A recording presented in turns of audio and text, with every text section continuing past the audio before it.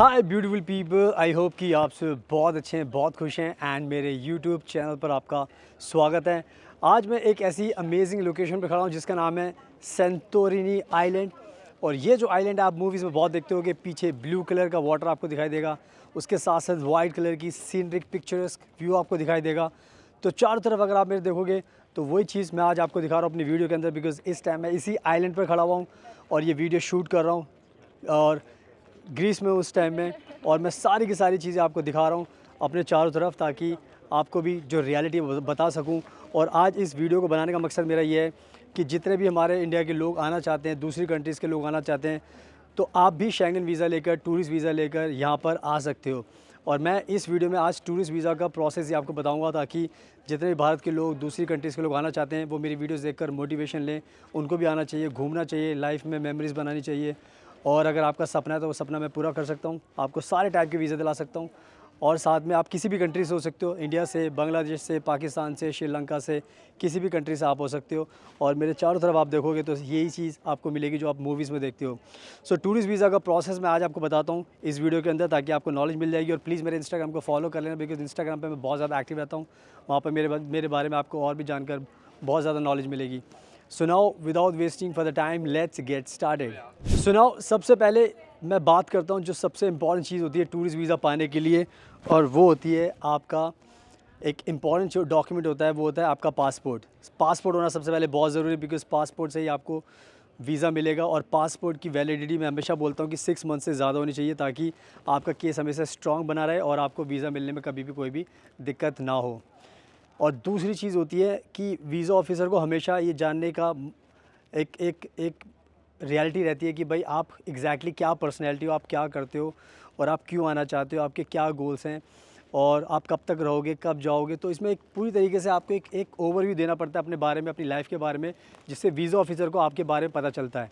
तो cover letter बहुत ज़रूरी होता है टूरिस्ट वीज़ा की वीज़ा एप्लीकेशन के लिए, तो इसका आपको ध्यान रखना है और पासपोर्ट का आपको ध्यान रखना है। So keep in mind.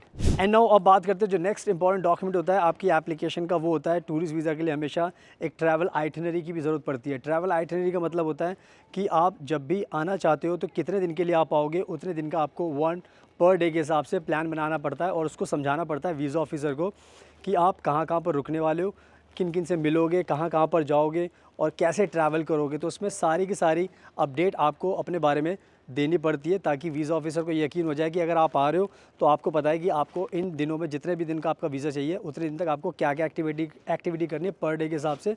तो उसके बारे में आपको अच्छे से एक्सप्लेन करना पड़ता है। ट्रैवल आइटनरी बहुत ज़्यादा इंपॉर्टेंट होती है, तो इसका आपको ध्यान रखना है। इसके अलावा जो नेक्स्ट इंपॉर्टेंट चीज़ होती है वो ये होती है कि आपको वीज़ा के एप्लीकेशन फॉर्म्स भी भरने आने चाहिए, बिकॉज़ बहुत बार क्या होता है कि फॉर्म जब भरते हो तो आप बहुत सारी गलती कर देते हो, जिसकी वजह से वीज़ा ऑफिसर को आपके बारे में एक सही इन्फॉर्मेशन नहीं मिल पाती और फिर वीज़ा ऑफिसर वीज़ा रिजेक्ट कर देता है। तो वीज़ा एप्लीकेशन फॉर्म को भी आपको अच्छे से भरना आना चाहिए, तो इसका भी आपको ध्यान रखना है। एंड नाउ अब बात करते हैं जो नेक्स्ट इंपॉर्टेंट डॉक्यूमेंट होता है आपकी टूरिस्ट वीज़ा एप्लीकेशन का, वो होता है आपका बैंक स्टेटमेंट। यानी कि आपको क्या करना होता है कि आपको अपने बैंक स्टेटमेंट भी सबमिट करनी पड़ती है। उसमें मेक श्योर करना पड़ता है कि उसके अंदर एटलीस्ट 1 लाख रुपए का फ़ंड होना चाहिए, ताकि वीज़ा ऑफिसर जब भी आपका बैंक फ़ंड देखे तो उसको यकीन हो जाए कि भाई आपके पास इतने तो पैसे हैं कि आप वहाँ जा सकते हो और घूम सकते हो। और 1 लाख रुपए तो मैं बेसिक अमाउंट बता रहा हूँ, लेकिन 1 लाख रुपए से अगर जितना ज़्यादा अमाउंट होगा उतना आपके लिए अच्छा होगा, क्योंकि वीज़ा ऑफिसर को उससे और ट्रस्ट होगा कि आप आने के बाद कभी परेशान नहीं होगे और आपके जो भी गोल्स हैं वो सारे के सारे आप अचीव कर सकते हो। जो भी आपका प्लान है घूमने का, तो आपको कोई दिक्कत नहीं आने वाली। तो बैंक फ़ंड का भी ज़रूरी है, तो बैंक स्टेटमेंट भी अपने सेविंग अकाउंट की लगानी बहुत ज़रूरी है, तो इसका भी आपको ध्यान रखना है। और नेक्स्ट चीज़ होती है घर का प्रूफ देना, यानी कि अकोमोडेशन का प्रूफ देना। तो आज के टाइम में क्या होता है, अगर आप आने वाले हो तो आपको ये भी बताना पड़ता है वीज़ा ऑफिसर को कि भाई मैं आने वाला हूँ तो मुझे कहाँ पर रहना है, मतलब किस हॉस्टल में रहूँगा मैं, किस जगह जाऊँगा मैं और कहाँ पर रहूँगा। तो उससे वीज़ा ऑफिसर को आपके रहने के बारे में पता चल जाता है, तो वीज़ा ऑफिसर को बिल्कुल भी डाउट नहीं रहता कि आपके रहने के ऊपर।